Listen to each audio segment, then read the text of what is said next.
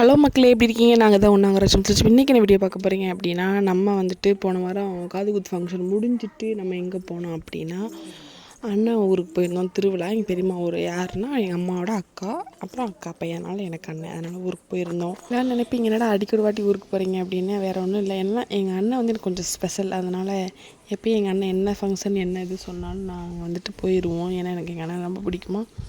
அது மாதிரி ரொம்ப எப்படி சொல்கிறது, கூட பிறந்த அக்கா பையன். அப்புறம் நம்மளுக்கு நம்ம அண்ணன் இல்லை, அதனால் என்ன ஃபங்க்ஷன் இருந்தாலும் நம்மளை விட்டு கொடுக்கக்கூடாது அப்படியே அண்ணனை அப்படின்ட்டு எதுக்காக இருந்தாலும் நாங்கள் போயிடுறது.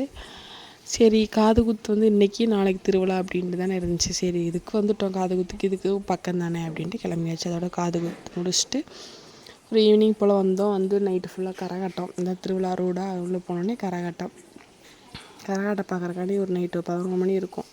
சாப்பிட்டுக்கிட்டு உட்காந்துருந்தோம். சரி, அது ட்ரெஸ்ஸோட போய் கரகாட்டம் பார்த்துட்டு வந்துடலாம். நாளைக்கு வந்துட்டு எருதுக்கட்டு அடுத்த நாள் காலையில், அதனால் போயிருந்தோம். இந்த ஊர் வந்து எங்கே இருக்குது அப்படின்னா, கமுதி பக்கத்தில் கோயிலாங்குளம் பக்கத்தில் ஆரகுடின்னு ஒரு குட்டி கிராமம். அந்த ஊரில் தான் இந்த விசேஷம் நடந்துச்சு. கொஞ்சம் காற்றடிக்கும், எதுவும் நினச்சிக்காதீங்க வாய்ஸ் ரெக்கார்ட் கொடுக்குறப்ப. ஏன்னா நம்ம வந்து இப்போ எங்கே இருக்கோம் அப்படின்னா ஊரில் இருக்கோம். இந்த வாரம் ஊருக்கு வந்துவிட்டோம். ஒரு சாமி கும்பிட்றக்காண்டி ஊருக்கு வந்தோம். அதோட காற்றடிக்கும், வந்து சத்தம் கேட்கும், வந்து நினச்சிக்காதீங்க. அதோட நம்ம போய் கரகாட்டம் பார்க்கலாம் அப்படின்ட்டு. நான் ஏற்கனவே ஷார்ட்ஸ் வீடியோலாம் போட்டிருக்கேன். முடிஞ்சால் லைக் பண்ணுங்கள், ஷேர் பண்ணி சப்ஸ்கிரைப் பண்ணிக்கோங்க. நம்ம சேனலுக்கு சப்போர்ட் பண்ணுங்கள். அப்புறம் போய் உட்காந்துட்டு கொஞ்ச நேரம் கரகாட்டம் பார்த்துட்டு இருந்தோம். ஆனால் தூக்கம், ஏன்னா டயர்டில் காது குத்துக்கு நேரத்துலேயே 4 மணிக்கு எழுந்திரிச்சி கிளம்பிட்டு காது குத்து முடிச்சுட்டு அங்கேருந்து சாயங்காலம் இங்கே வந்து அங்கேயும் ஒரே அலைச்சல். ஆனால் கரகாட்டம் பார்க்குறதுக்கு எனக்கு வந்து இன்ட்ரெஸ்ட் இல்லை. எப்போயுமே போவோம். இப்போ ஒரு ஊர் திருவிழான்னு இந்த பக்கம் சைடெலாம் எங்கள் ஊரில் எப்படின்னா கரகாட்டம், இந்த மாதிரி வள்ளிதிரம் நாடகம், ஆடல் பாடல் இந்த மாதிரி போடுவாங்க. அதுக்காண்டி வருவோம். அடுத்த நாள் நெக்ஸ்ட் டே ஃப்ரெஷ்ஷாக குளிச்சுட்டு கிளம்பியாச்சு. நம்ம எல்லாம் ஒரே மாதிரி செட் சாரி கட்டியிருந்தோம். கட்டிட்டு எங்கே போனோம் அப்படின்னா எருதுக்கட்டு ஆரகுடியில் நடக்கும்.